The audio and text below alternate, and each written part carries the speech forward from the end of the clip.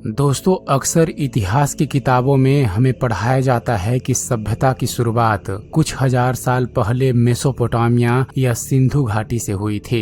लेकिन क्या यह पूरा सच है? जब हम सनातन धर्म के प्राचीन ग्रंथों, खगोलीय गणनाओं और हालिया पुरातात्विक खोजों को देखते हैं तो एक अलग ही तस्वीर हमारे सामने आती है। एक ऐसी तस्वीर जो हमें लाखों साल पीछे ले जाती है। चलिए आज इतिहास के उन पन्नों को पलटते हैं जिन्हें दुनिया से छिपाया गया या जिन्हें हम खुद भूल गए।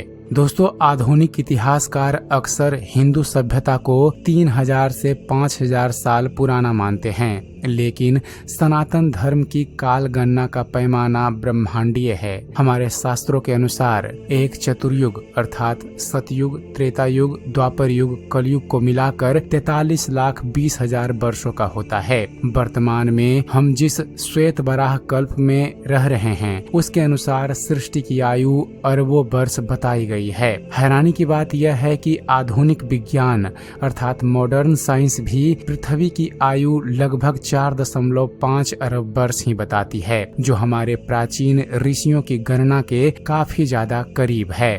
प्राचीन भारतीय ग्रंथों में घटनाओं के समय, ग्रहों और नक्षत्रों की जो स्थिति बताई गई है उसे जब आज के प्लेनेटेरियम सॉफ्टवेयर में डाला जाता है तो चौंकाने वाले परिणाम मिलते हैं। महर्षि वाल्मीकि ने भगवान श्री राम के जन्म के समय ग्रहों की जो स्थिति बताई थी, सॉफ्टवेयर के अनुसार वैसी स्थिति 7000 साल से भी पहले लगभग 5114 ईसा पूर्व बनी थी। कुरुक्षेत्र युद्ध के समय के खगोलीय साक्ष्य इसे 5000 साल से अधिक पुराना सिद्ध करते हैं। यह साबित करता है कि ये केवल काल्पनिक कहानियां नहीं बल्कि एक सटीक काल खंड की घटी घटनाएं थी।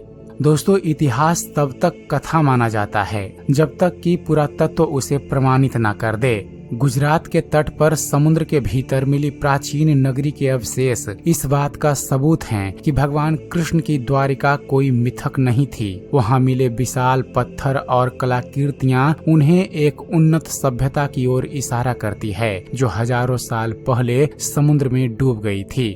सैटेलाइट इमेजरी में भारत और श्रीलंका के बीच दिखने वाली पत्थरों की श्रृंखला आज भी वैज्ञानिकों के लिए शोध का विषय है। रामायण में वर्णित इस राम सेतु पुल की मौजूदगी हमारे इतिहास की प्राचीनता पर मुहर लगाती है। दोस्तों, लंबे समय तक सरस्वती नदी को केवल एक काल्पनिक नदी माना गया, लेकिन हाल के उपग्रह चित्रों और भूगर्भीय शोध ने यह सिद्ध कर दिया है कि हजारों साल पहले एक विशाल नदी राजस्थान और हरियाणा के रास्ते बहती थी, जो लगभग 4000 साल पहले सूख गई। ऋग्वेद में इस नदी का विस्तार से वर्णन है, जो यह साबित करता है कि वेदों की रचना उस समय हुई जब यह नदी अपने पूरे वेग में थी। हिंदू धर्म का असली इतिहास केवल युद्ध का नहीं बल्कि विज्ञान का भी है। 2500 साल पहले लिखी गई सुश्रुत संहिता में प्लास्टिक सर्जरी और मोतियाबिंद के ऑपरेशन का विस्तार से वर्णन किया गया है। दिल्ली के लौह स्तंभ जिसमें हजारों साल से जंग नहीं लगा, यह साबित करता है कि प्राचीन हिंदुओं को धातु विज्ञान का बेजोड़ ज्ञान था। दोस्तों, सनातन का अर्थ ही है जो सदा से है। यह धर्म किसी व्यक्ति विशेष द्वारा शुरू नहीं किया गया बल्कि यह ब्रह्मांड के नियमों पर आधारित है। सिंधु घाटी की सभ्यता दरअसल इसी विशाल वैदिक सभ्यता का एक हिस्सा मात्र थी, अंत नहीं।